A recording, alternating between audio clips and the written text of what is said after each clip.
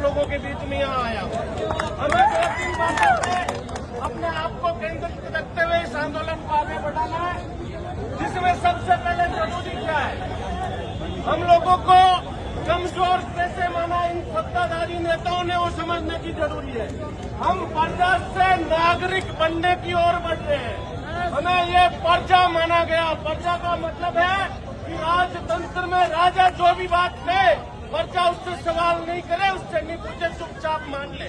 और पिछले कुछ सालों से हम यही कर रहे हैं। और जो मोदी जी ने कह दिया, मोदी है तो मुमकिन है कह के मान के उसको मान लिया, और उसका नतीजा ये है कि आज हमें इस धूप में यहाँ बैठना पड़ रहा है और हमारे युवाओं के ये पेपर लीक की घटनाएं हो रही है।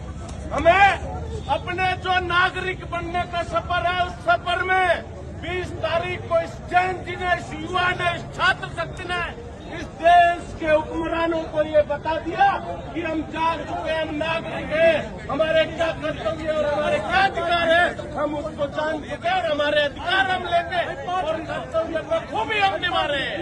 इसलिए हमें ये आंदोलन बहुत ही अनुशासित तरीके से चलाना है।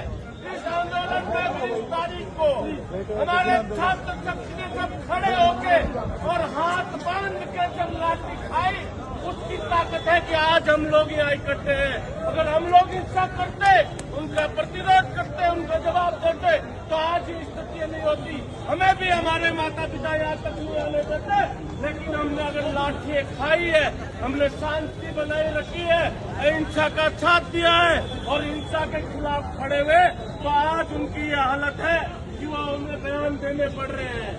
वो आज ये कहने पे मजबूर हुए हैं कि हम आपसे चर्चा करने के लिए तैयार हैं, लेकिन छात्र शक्ति की एक ही मांग है पूरे भारत से, न कि जंतर मंतर में बैठे छात्रों की।